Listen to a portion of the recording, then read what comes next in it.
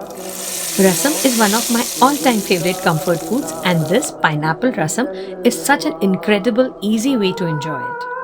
We will start by heating ghee or oil in a pan, to which we will add our dal, dry spices and red chilies. Add in some curry leaves and let this roast until it gets a beautiful fragrant aroma. Transfer this to a mortar and pestle or a grinder and grind this to a fine powder. This rasam powder can be stored for 2 to 3 months in an airtight container. You can even use store-bought rasam powder.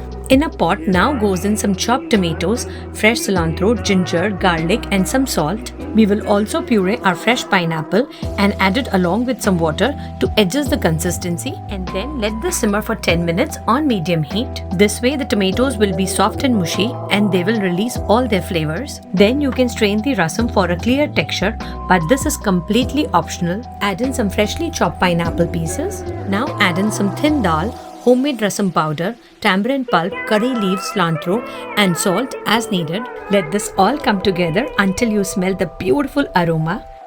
And now finish it off with some sizzling tadka for that extra flavor. Truly, this is one of my all-time favorite comfort food.